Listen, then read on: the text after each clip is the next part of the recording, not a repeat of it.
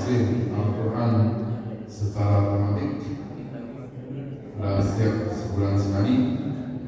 Dan alhamdulillah kajian pada pagi hari ini tanggal 11 Jumadil Awal tahun 1447 Hijrah yang bertepatan dengan tanggal 5 November 2020. Semoga kajian pada sore hari ini dapat meningkatkan keimanan kita di dalam beribadah. Salawat dan salam semoga tercurahkan kepada Rasul kita Nabi Muhammad sallallahu alaihi wasallam beserta keluarga, para sahabat dan tabi'in dan mudah-mudahan sampai kepada kita sahabat Muhammad pada akhir zaman. Bapak Ibu semua sekalian yang saya hormati,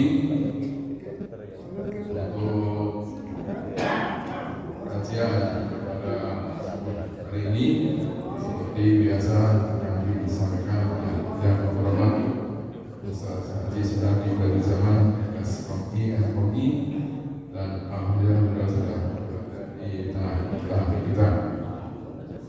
Materinya saya sempat menanyakan, kita tunggu saja nanti. Mari kita simak bersama, semoga apa yang beliau sampaikan akan menambah ilmu bagi kita guna meningkatkan keimanan dan kualitas ibadah kita sehari-hari.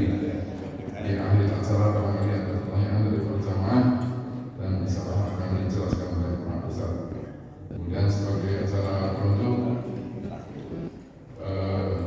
berjamaah jangan kurang dulu, tamu bersama di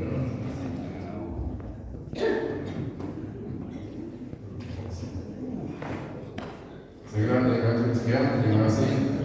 Kita akhiri, wassalamualaikum warahmatullahi wabarakatuh. Ada Ustaz dan Ustaz.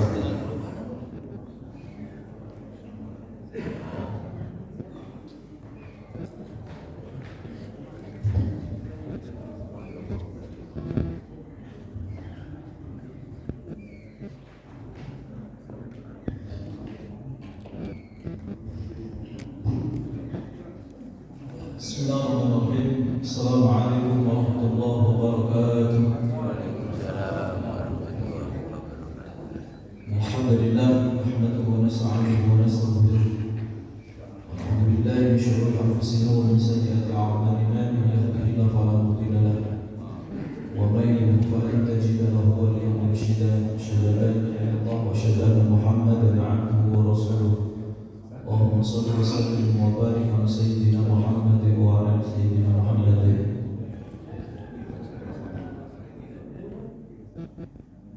Segala puji milik Allah. Alhamdulillah, di pagi hari ini berkat izin Allah terus hidayah inayah kita kembali dipertemukan oleh Allah dengan tujuan kita talabul ilmi. Mudah-mudahan ilmu yang akan kita dapatkan adalah ilmu yang bermanfaat, ilmu yang bisa kita amalkan, ilmu yang menjadi barometer dalam kehidupan kita, ilmu yang menjadi peringatan dalam kehidupan kita. Dan tentu tujuan kita adalah mudah-mudahan kita senantiasa makin menambah ketakwaan keimanan kita kepada Allah Subhanahu wa taala.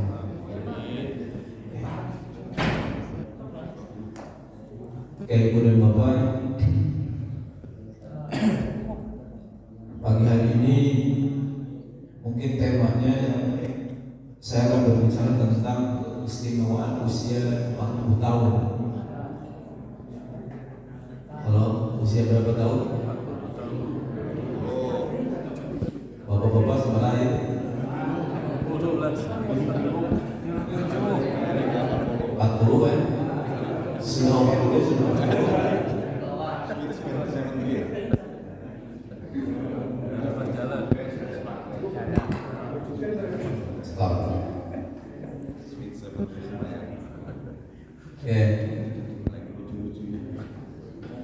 Jadi ini saya ambil dari surah Al-Ahqaf ayatnya ayat 15. Sekali lagi saya ambil dari surah Al-Ahqaf ayat ke-15. Itu firman Allah. Dan dalam Quran itu tidak ada usia yang disebutkan oleh Al-Quran kecuali 40 tahun. Nggak ada dalam Quran 17 tahun, nggak ada. Kan biasa muda 17 tahun. Karena semoga KTP. Pak, dalam Quran sekali lagi tidak ada kalimat khusus tentang masalah usia kecuali usia berapa tahun? 40 tahun. Mesti kalau ada yang disebutkan secara spesifik berarti di situ ada keistimewaan. Kemudian yang kedua, para nabi itu diangkat jadi nabi. Dalam hadisnya tidak ada yang di bawah 40 tahun. Hampir tidak ada, kecuali Nabi Isa. Jadi nabi itu rata-rata diangkat menjadi nabinya setelah 40 tahun. Jadi makanya kalau kita melihat 40 tahun ini adalah usia yang sangat luar biasa. Ini Ibnu Qayyim Az-Zawji, beliau membagi manusia itu menjadi 4. Ada yang mengatakan 5. Yang pertama disebut dengan aulad.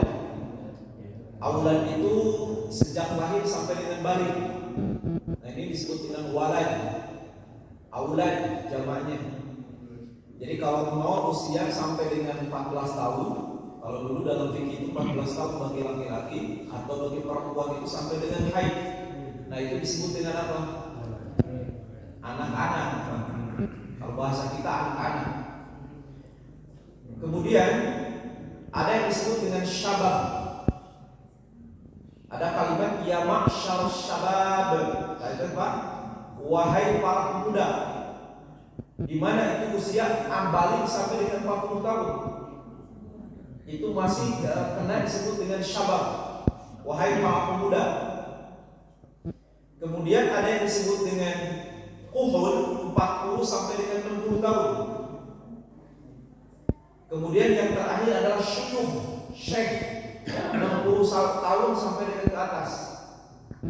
Bapak-bapak sok mengambil mana? Ngaku-ngaku minat lah. Ya, dari sebut orang hukum gitu. Makanya kalau orang Arab manggil syekh itu ada kalimat syekh, ya syekh. Ya. Kalau manggil syekh itu ada 3 Pak, yang disebut dengan syekh dalam bahasa Arab yang dipakai oleh orang Arab. 1, orang yang berilmu. Jadi kalau orang pengajar meskipun masih muda itu syekh panggilannya di sana.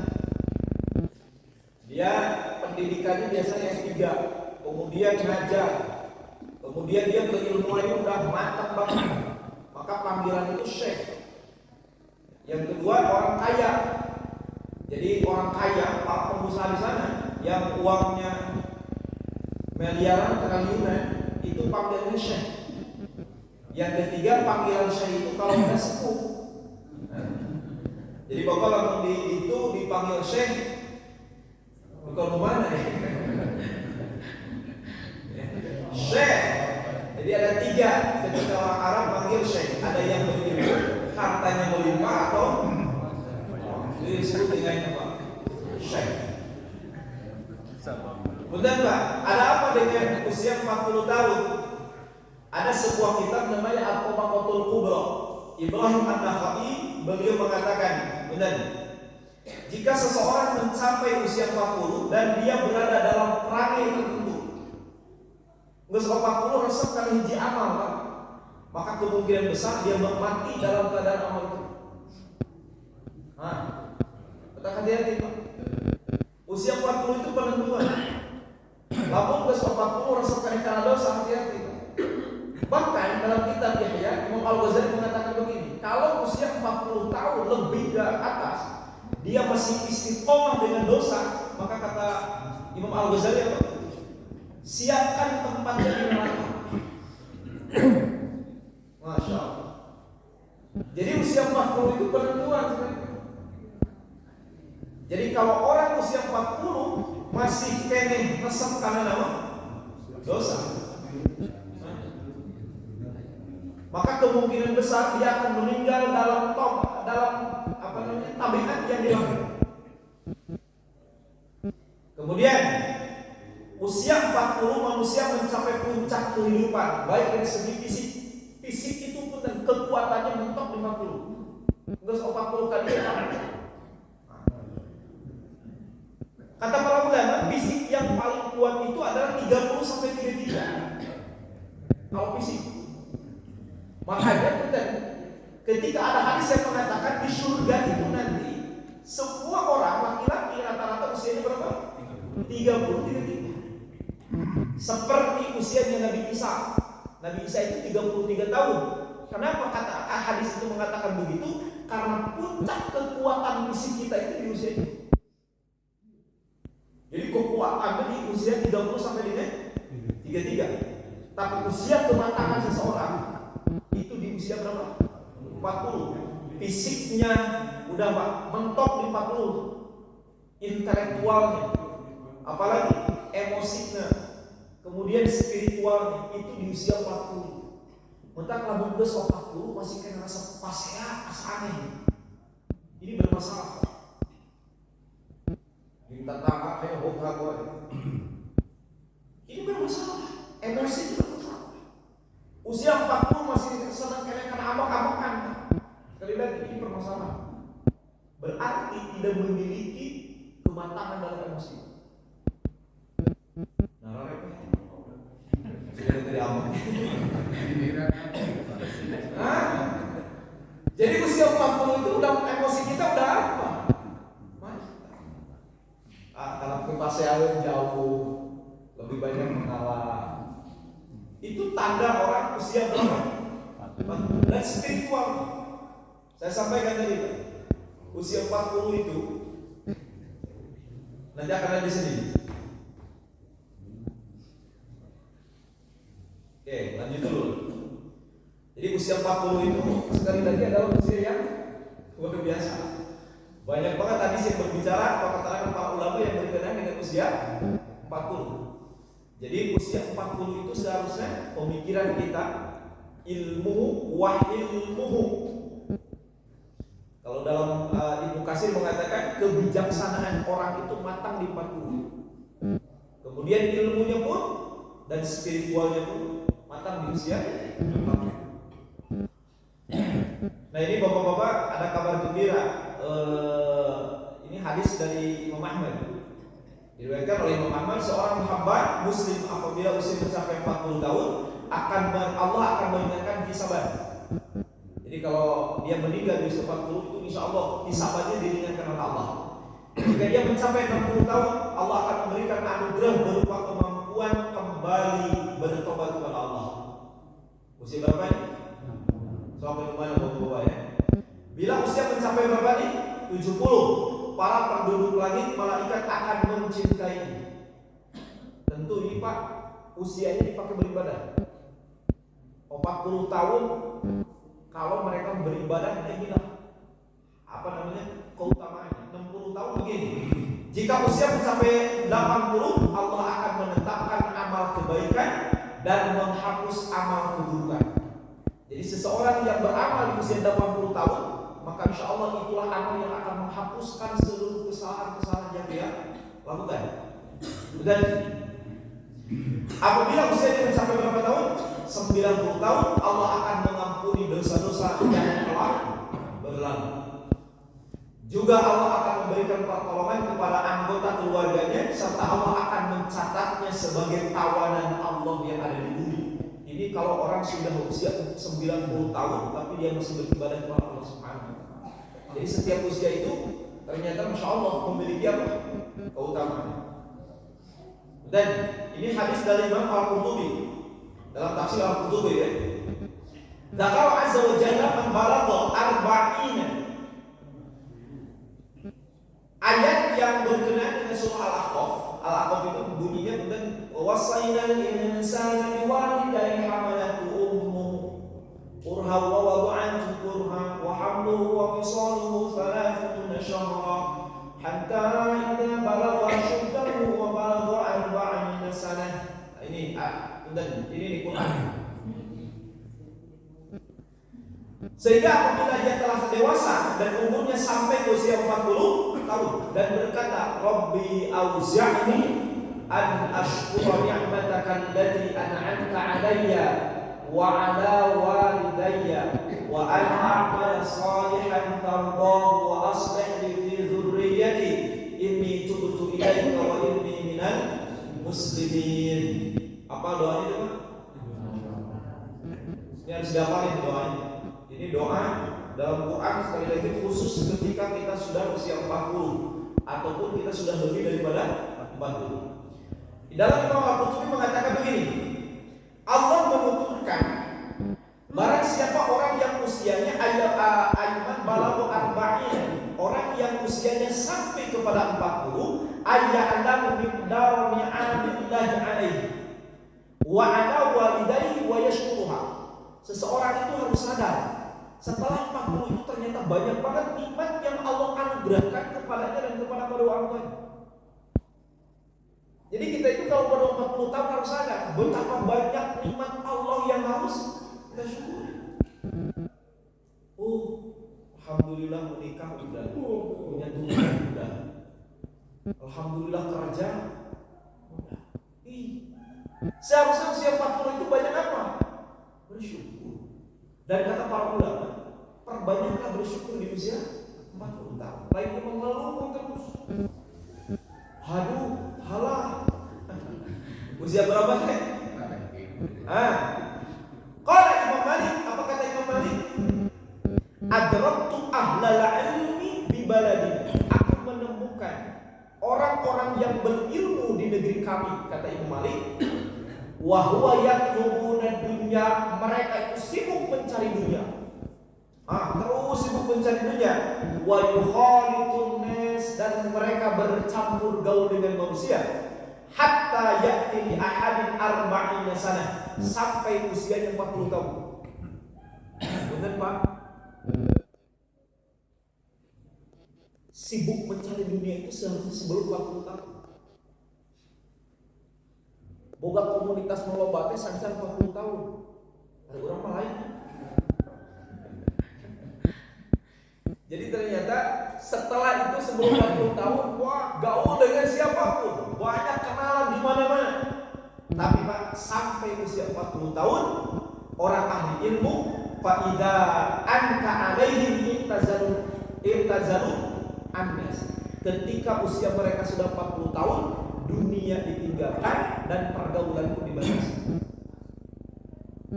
Itulah yang dilakukan oleh ahli. Kita lihat Rasulullah SAW. Rasul itu mulai bisnis dari usia berapa tahun? 8 tahun. Makanya mohon maaf Pak, lamun bisa ajarkan ke budak bisnis teh lain geus beres kuliah.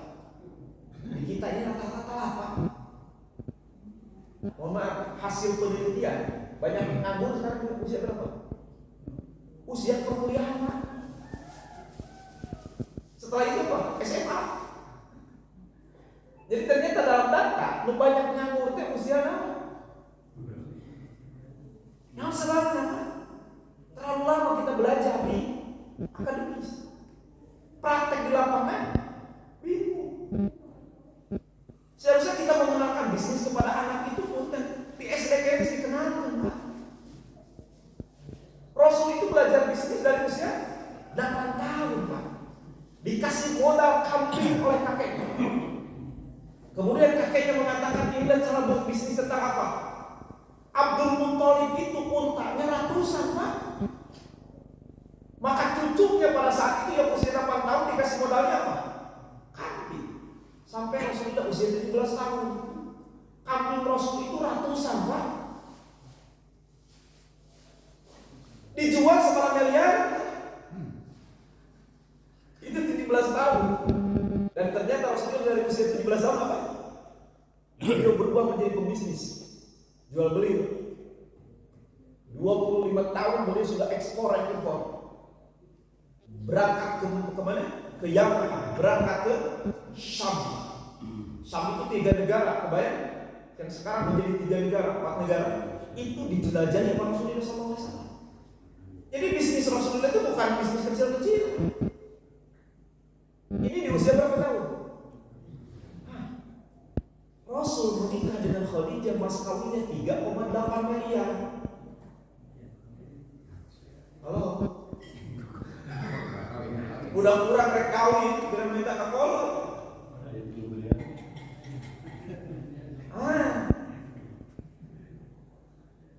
Simpel sebenarnya Pak. Belum itu sebenarnya kalau bisnis Nah inilah sekali lagi, kamu bisa mengajarkan ke budak tentang bisnis itu dari apa? Kecil. Diajar kanan naon ya Pak. Sok jualan, belajar jualan. Nah itulah yang paling benar Pak. Yang paling saya itu tahun kemarin dari beberapa tahun, setiap tahun saya kita jualan lomba, jualan sapi. Tahun kemarin saya di depan Borma aja. Anak-anak santri saya itu udah biasa jualan. Dan yang penting nah untuk era Pak. Coba pertama kali suruh jualan era. Nah, menghilangkan mental itu yang paling luar biasa. Sekali lagi Pak. Rasulullah SAW usia 40, usia 25 tahun boleh menikah. Menikah dengan saudagar kaya. Yang dulu barang dan bawaannya itu dijual sama Rasulullah SAW. Namanya siapa? Khadijah. Kebayang Pak? Khadijah itu kekayaannya sepertiga. 2/3 makan itu kekayaan milik Khadijah. Itu saking kayanya siapa? Khadijah. Dinikah yang Rasulullah SAW usia 25 tahun, nikah dengan perempuan yang kaya. Udah Pak, Rasul itu dari usia 25 tahun udah berada dalam puncak kematangan dalam ekonomi. Istri punya, anak banyak, anak udah punya, apalagi Allah. Usia 35 tahun itu Rasulullah SAW udah bangun bikin dunia Pak. Aset Rasulullah SAW luar biasa. Maka beliau pada saat itu dari usia 25 bahkan Rasulullah itu bukan 40, 35. Beliau sudah sering mengasingkan diri sendiri. Tiap malam, hampir tiap malam dalam riwayatnya beliau itu naik ke sebuah tempat yang disebut dengan Gua Hira, Jabal Nur. Khadijah itu pun istrinya naon deui atuh Pak, duit loba. Ya Allah, itu Rasulullah. Dan puncaknya ketika usia 40 tahun Rasulullah SAW, persis usia Rasulullah 40 tahun, maka datanglah malaikat Jibril, yang mana malaikat Jibril ini intinya mengangkat Rasulullah menjadi seorang nabi. Dari usia 40 tahun Rasulullah SAW itu sudah tidak lagi berbicara tentang masalah bisnis, tapi fokus karena agama. Ada orang 40 tahunnya semungkin awal semungkin situ utang mungkin loba. Kalau yang kade usia 40 tahun itu ternyata seharusnya konsep Islamnya udah mulai meninggalkan apa? Dunia. Fokus karena apa? Nah, agama. Allah inilah, dan itu sudah dicontohkan Rasulullah. Kita baca bagaimana sejarah Rasul. Makanya Pak Punten, kita sering dengar ya, kenapa Rasulullah SAW Rasul itu nggak pernah dengar kita bisnis di usia 50 tahun. Rasul pindah ke Madinah. Rasul Utsman bin Affan, Abdurrahman bin Auf dibina bisnis, tapi Rasul sendiri enggak. Rasul sendiri. Kenapa? Karena Rasul Sallallahu Alaihi Wasallam itu sekali lagi fokusnya karena agama. Saya itu akhirnya asup 41. Ya, saya membaca tentang itu jadi nyadarkan saya sendiri. Di pesantren itu alhamdulillah sekarang beres lah, bikin 2 bangunan. Sekarang lagi finishing. Rencana itu insya Allah pengen segera ke masjid. Apa sebabnya? Saya itu sudah kepikiran, saya harus istiqomah di masjid. Dunia saya itu pengennya keluar masjid, ngajar, di situ. Tahun dulu usia 40 tahun itu udah jangan lupakan itu, lupakan itu. Sekali lagi, lebih banyak fokus ke apa? Agama kali Pak. Inilah sekali lagi berbicara tentang usia 40 tahun. Oke, kita bahas ini ya. Kita baca doa ini. Bismillahirrahmanirrahim. Nanti apa ini? Rabbi auzi'ni an ashkura ni'mataka allati an'amta alayya wa ala walidayya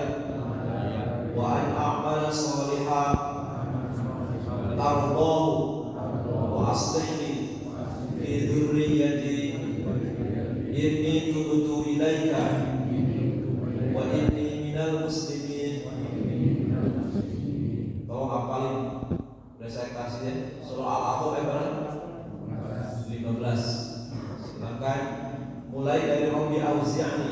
Itu ayatnya panjang sebenarnya. Potongannya dari kalimat Rabbi Auzi'ni an ashkura ni'mataka allati an'amta 'alayya wa 'ala walidayya. Oke. Apa isi doa ini? Yang pertama, Rabbi Auzi'ni an ashkura ni'mataka allati an'amta 'alayya wa 'ala walidayya.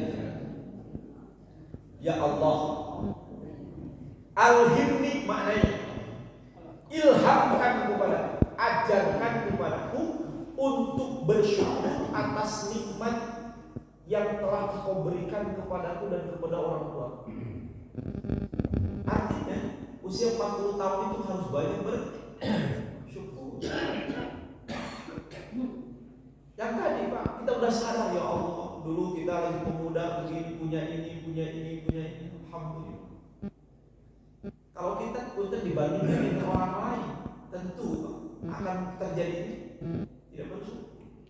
Tapi kalau kita melihat, alhamdulillah ya Allah, dulu saya ingat masuk ke Bandung pertama kali di situ di depan Al-Hikmah itu, pas keluar itu saya dagang domba, ningali batur hayang kuliah, ya Allah pengen. Saya ke orang lain di kuliah itu diantarin orang tua saya, kebetulan boro-boro mana yang kuliah, duit di mana kuliah, pokoknya doa, ke Bandung sendiri. Si ingat, oh ternyata dulu setelah menikah istri saya di Garut, saya di Bandung, kontrak di Parakan Saat. Perjalanan itu saya ingat, alhamdulillah, akhirnya boga tanah 2 hektar, orang Antapani. Bukan semoga Allah ya. Itu artinya cuma dari Allah. Saya bayangin, alhamdulillah ya Allah, alhamdulillah. Kemudian saya lihat teman-teman saya yang lebih pintar di pesantren, wah ngajinya luar biasa, lancar segala macam. Santri gabungnya sekarang alhamdulillah. Itu Pak, muncul kali syukur. Jangan banyak keluh. Ketika usia 40 tahun itu sadari nikmat Allah itu ternyata wah, alhamdulillah, istri boga, anak genep. Alhamdulillah. Jadi sekali lagi usia 40 tahun itu harus menunjukkan apa? Syukur. Bermasalah Pak ketika orang usia 40 tahun tapi yang keluar kalimat ngeluh. Ini sekali lagi bermasalah. Mudah-mudahan kita pandai bersyukur atas nikmat Allah ya. Jadi, oke. Pak Bunda, ayat ini sebenarnya itu rangkaiannya kita wa wasainal insana biwalidayhi ihsana. Ayat itu, aku wasiatkan kepadamu untuk berbuat baik kepada orang tua. Ayatnya jauh dengan itu. Kemudian muncul lagi kalimat wali-walidayya di sini. Artinya apa? Pak, usia 30 tahun, usia 25 tahun, mungkin kita waktu itu belum nikah, belum kebayang menjadi seorang bapak. Usia 25 tahun belum kebayang kita menjadi seorang ibu. Kumaha capeknya jadi seorang ibu, bagaimana pun terjadi seorang bapak, sibuknya dan sebagainya. Berpikirnya Masya Allah. Kalau saya mengatakan dulu, saya lihat bapak saya itu sering menung sendiri. Menung sendiri. Meski balik-balik ngarokok ngulang, disampeurkeun, ngaleos. Oh, ayeuna mengerti. Ternyata Masya Allah bapak saya itu anaknya 13 Pak. 13 sudah. Tuh mikir kuat, gaji gak punya Pak. Beliau orang biasa. Muntah pantas. Oh kita bisa ada. Karena saya tahu kenapa dulu bapak saya sering termenung sendiri. Merancang strategi Pak. Itulah yang kita lakukan. Dan usia 40 kita paham. Usia 40 kalau kita nikah berarti 25 25 tahun, anak kita udah usia berapa rata-rata? Betul nggak? Lalu nikah muda berarti ayo rek asup kuliah, bener nggak? Saya itu nikah 22 Pak. Anak saya itu sekarang udah 18 tahun. Bentar lagi mau kuliah. Oh, kerasa. Muji kuliah, muji rek asup SMA, 2 di SD. Pak. Kita mulai berpikir, oh inilah menjadi seorang bapak. Kenapa kalimat 40 tahun muncul kalimat orang tua? Sadar usia 40 tahun itu kita sekarang sudah menjadi bapak dan syukuri. Dan kita sadar bagaimana dulu perjuangan orang tua kita. Makanya usia 40 tahun kita harus sadar, kita harus dekat dengan orang tua. Harus mengingat bagaimana pengorbanan orang tua. Dari rata-rata pamutan karasa nanti bagus kurang merasa. Oh ternyata jadi seorang ibu tekieu dulu usianya putar 25 tahun, ibu-ibu lagi centil-centilnya boro-boro ingat Pak. Tapi ayeuna ternyata menyusui ketika punya bayi itu begini. Tengah malam harus bangun. Kebayang pengorbanan seorang ibu. Sekali lagi, usia 40 tahun itu seakan-akan kita disadarkan dengan secara alaminya. Tapi sekali lagi Pak, ini akan sadar bagi orang yang memiliki. Tapi lah kalau kita tidak sadar, orang tua cuek. Dan usia 40 tahun kita sedang menyaksikan perkembangan orang tua kita menuju masa tua. Bener ya? Kalau kita usia 40 tahun dulu, usia orang tua kita berapa sekarang? 60 lebih, betul nggak? Saya itu sekarang kekhawatiran saya itu, ya Allah benar. Kalimat 40 tahun, saya masuk 40 tahun, saya itu anak ketiga udah. Bapak saya kemarin masuk rumah sakit. Kata dokter jantung. Oh, dulu itu bapak saya masya Allah tukang wah. Sekarang kita menyaksikan orang tua kita makin kesehatannya makin diuji Allah. Itulah Pak momen-momen kita usia 40 tahun. Di sisi lain kita sedang diingatkan dengan turunan kita, dan di sisi lain Pak, kutub yang lain kita diingatkan oleh orang tua kita.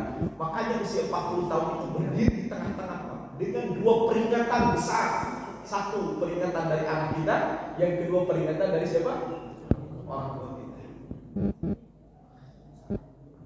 Dan yang kedua, wa an a'mala salihan tardah, wa an a'mala salihan tardah, wa an a'mala salihan, dan ilhamkan kepadaku ya Allah, karena wawunya ini wawu huruf atop. Ya Allah, ilhamkan kepadaku supaya aku berbuat amal soleh tardahu, yang mana kau ridha dengan amal itu. Artinya apa? Usia 40 tahun sekali lagi mulai perbanyak beribadah kepada Allah. So waktu zikir naon ayeuna kira-kira bisa diandalkan istighfar, maka baca Quran silahkan. Astagfirullahaladzim, setiap saat baca Quran pagi sore Qomliyah, ba'diyah, dan ditinggali duha, tahajud.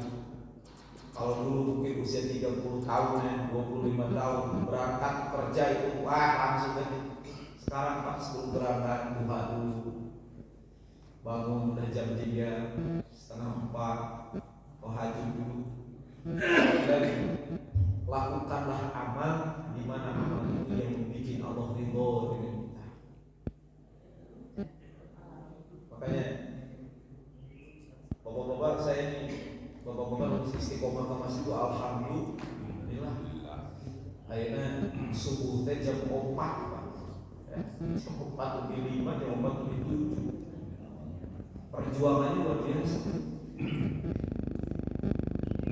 Pak, lamun aya kene Jambi, usia 40 tahun, 50 tahun sampai ke masjid. Allah ya. Ini kata para ulama yang dikhawatirkan. Nafsunya masih menggebu-gebu karena ibadah kan kesemprot ya. Makanya sekali lagi bersyukurlah ketika wa'an a'mala sholihan Allah, lakukanlah amal soleh yang mana amal itu diridhoi oleh Allah. Silakan, amal itu banyak banget. Mau baca Quran, mau sedekah, mau apa lagi, berzikir kepada Allah. Silakan. Yang jelas sekali lagi di usia 40 tahun harus menata mana amal-amal yang sekiranya diridhoi oleh Allah Subhanahu wa taala. Oke.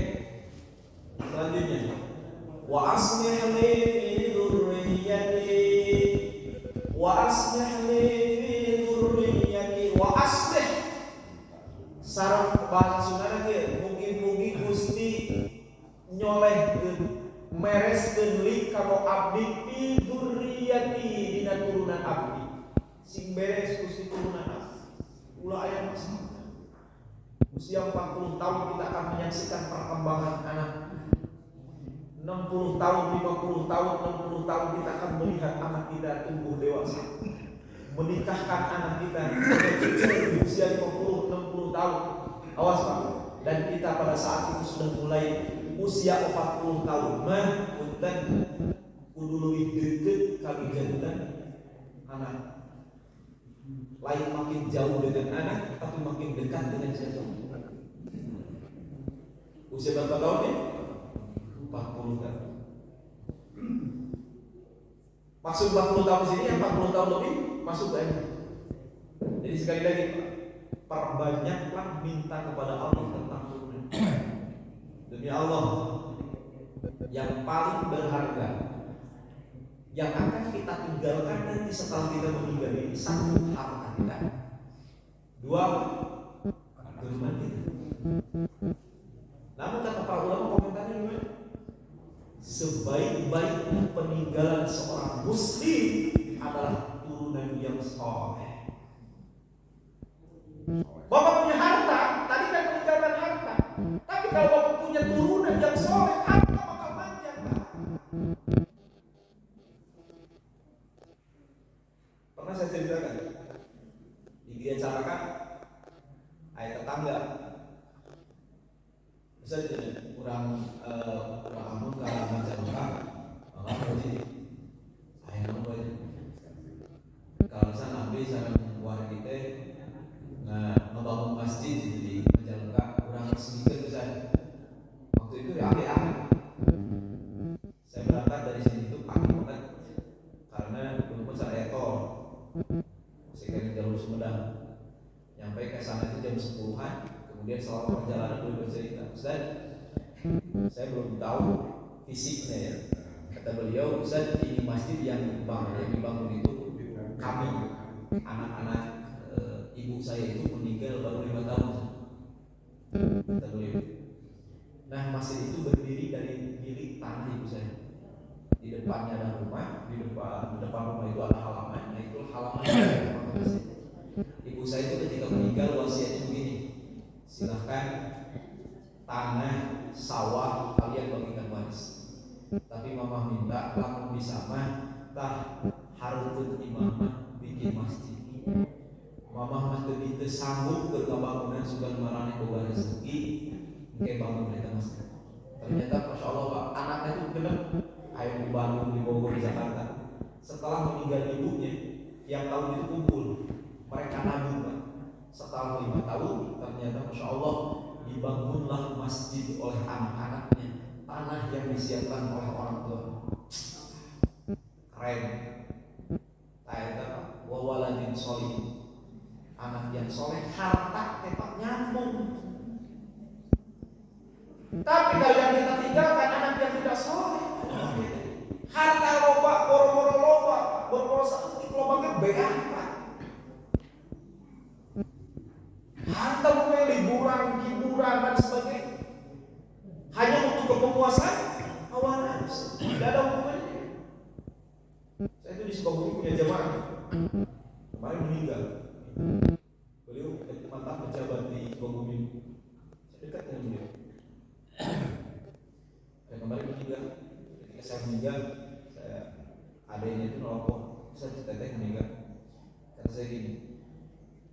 Teteh itu pernah kasih tahu saya itu banyak banget harapan. Ya Ustaz.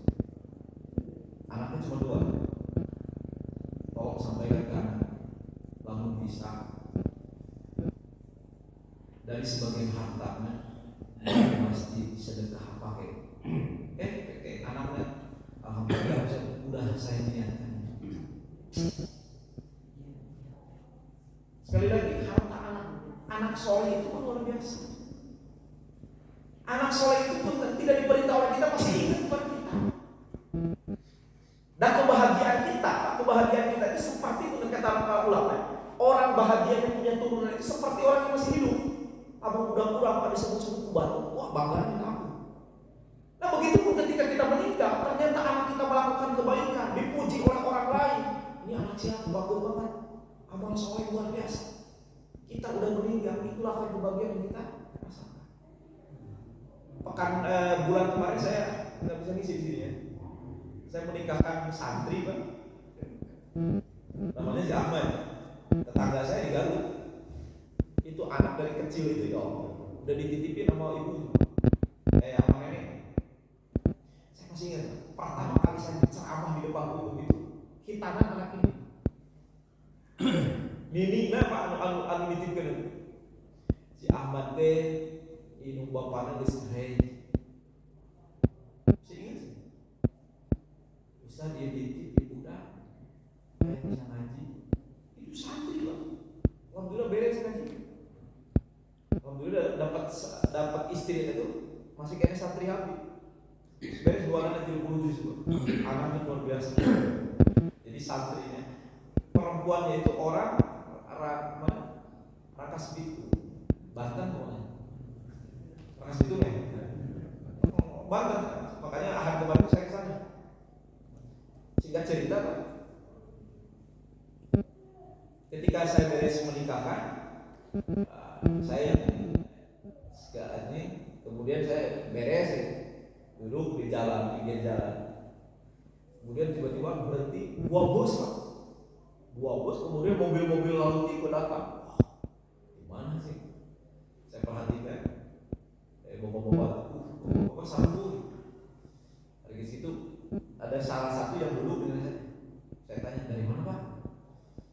Ini saya dari Masjid Ahmad.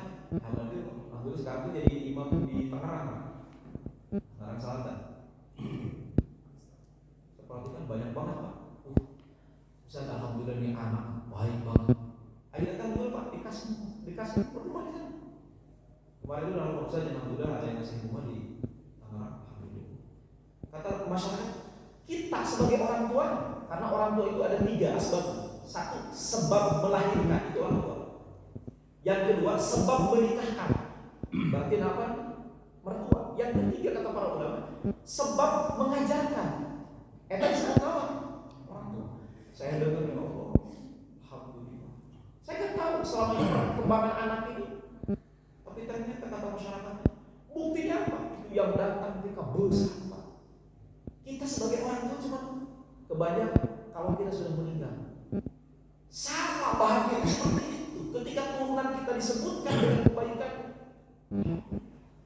maka sekali lagi wa aslihli fi dzurriyyati. Usia 40 tahun fokus ke anak. Bagaimana anak kita soleh luar biasa. Anak kita pun terus kenal ke masjid. Anak kita di mana?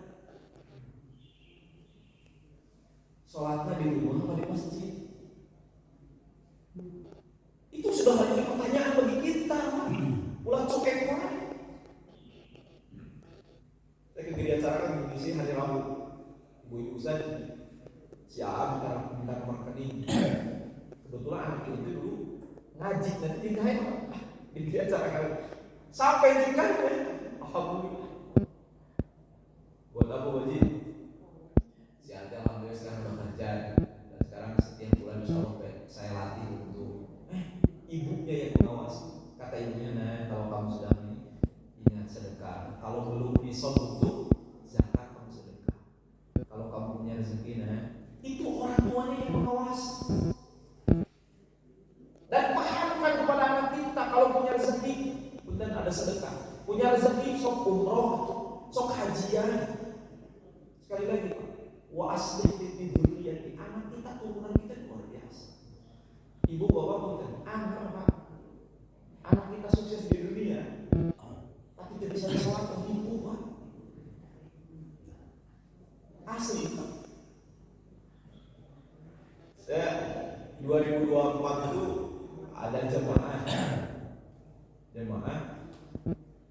tapi ikutnya bukan dengan saya. Kalau saya itu kalau hajian itu selalu dari Patungan, Jakarta. Lebih tinggi. Ada satu jemaah ketemu di sana oleh Madinah. Ternyata setelah hajian itu ada acara di Bawabaju, kajian keluarga. Saya membahas tentang kehebatan anak, tentang bagaimana anak. Tiba-tiba saya lagi berdoa nangis. Beres acara kemudian beliau datang. Ustaz, saya pengen ngobrol. Saya bingung udah kemana kamu dah? Kenapa begitu? Ustaz, anak saya itu 3, 1 di Singapura, 2 di Australia. Kata beliau, Ustaz, anak saya itu tidak ada yang pengen balik lagi ke Indonesia karena terlalu lama. Jadi SMA dia itu kawin. Jadi kata anak-anaknya nggak nyaman dengan budaya mereka, kebayang? Ini problem juga. Karena di Indonesia itu terlalu banyak norma yang harus dilakukan. Di sana kan terlalu bebas. Ya tentu mungkin bapak-bapak yang punya anak di luar, alhamdulillah Pak Soleh. Yang menjadi nangis orang tuanya, Ustaz, kalau anak saya tidak pengen ke Indonesia, saya nggak apa-apa. Tapi kata beliau, Ustaz, anak saya keluaran sampai ke barisan sholat. Itu masalah. Pak, gaji nanti orang kabeh. Tapi kata ibu, anak saya tidak bisa sholat, Ustaz, karena SMP, dari SMP kita kabeh anak SMA dari itu, Pak. Ya Allah, anak Pak. Kita menyaksikan anak kita, Masya Allah, punya ini, mobilnya mewah, rumahnya hebat, sholat.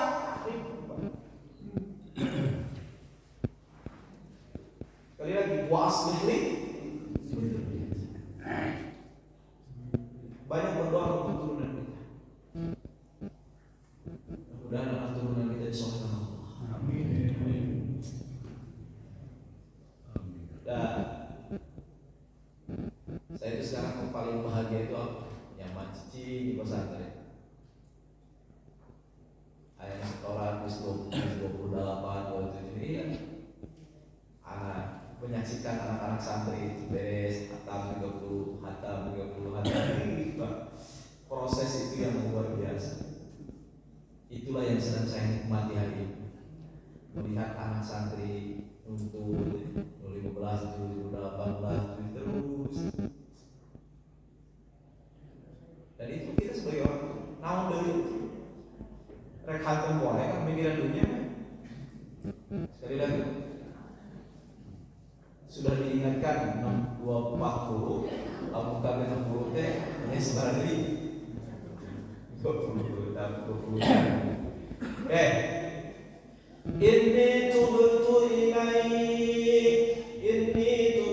ilaik. Yang keempat, aku tobat kepadamu ya Allah. Nah, kalimat ini muncul sekali lagi usia berapa tahun? Pak, saya lagi makan di pinggir jalan. Wih, kata motor RX Pak. Saya tahu lewat. Astagfirullahaladzim. Baheula sayang. Tapi baheula ngajak ke mana ya Kak Alimah pakai RX itu Pak. Wah, ngebut antara gak baru gabung geus aneh Pak. Geber motor baheula sayang. Ternyata usia 40 tahun itu orang banyak saja. Astagfirullahaladzim. Kita mau banyak Pak. Nikah kenal dengan perempuan ini loba bisa mantan di mana-mana, belokan mantan. Ayo astagfirullahaladzim. Sekali lagi usia 40 tahun itu bertobat kepada Allah atas segala kesalahan yang pernah kita lakukan. Lain perang lain dosa. Tobat balik ke sana. Ini tuh kembali kepada Allah. Balik kepada Allah. Dan at-taib min adz-dzambi kama la dzambalah. Orang yang tobat atas dosa yang pernah melakukan itu seperti orang yang tidak punya dosa. Sebaik-baik umat Nabi Muhammad bukan orang yang tidak punya dosa, karena tidak ada urusan orang tidak punya dosa. Ya. Tidak ada orang yang urusan punya dosa. Nabi Muhammad itu dimaksud. Sekali lagi, kita dan para nabi pernah melakukan dosa. Nabi Musa pernah nabok orang sampai mati. Nabi Ibrahim pernah berdusta. Nabi Adam pernah maksiat kepada Allah. Mereka dibimbing dengan wahyu Allah aja masih melakukan kesalahan, apalagi kita. Artinya yang kita harus kita lakukan bukan kita saya terbuka dosa, bukan begitu, Pak. Tapi sadari kita pernah melakukan dosa, tapi kembali kepada Allah Subhanahu wa taala.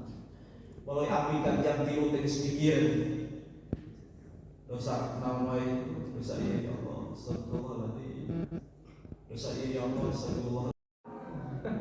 Namanya guru apa? Beres ayat itu wa tafaqqada tayra faqala ma biya la aral budbud. Beres doa itu ternyata Nabi Sulaiman udah bersyukur, Pak. Wih, ngobak bisa mengikutin kan? Ternyata apa? Ayah hiji itu hadir. Sahab. Ternyata Pak, jadi pemimpin itu perlu akal. Jadi pemimpin itu perlu apa? Sahabat Allah gitu. Ada ketua DKM sebarangnya itu masih perlu apa lagi? Dan salah satu apa?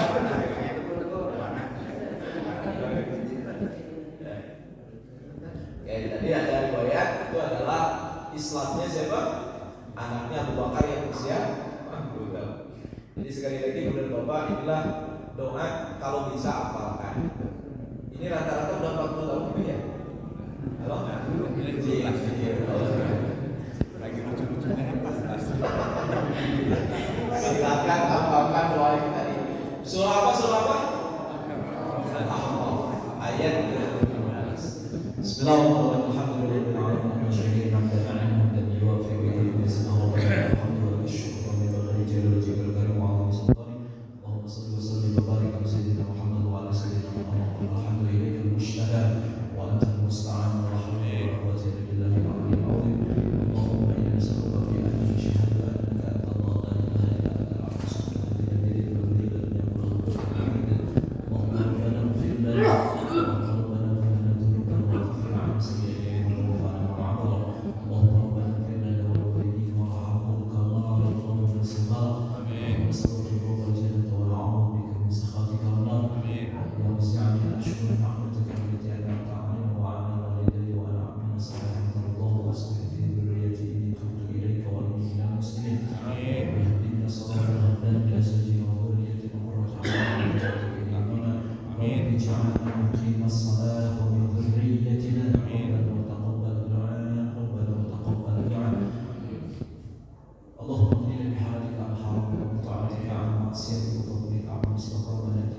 Semoga akhir kesembuhan kita adalah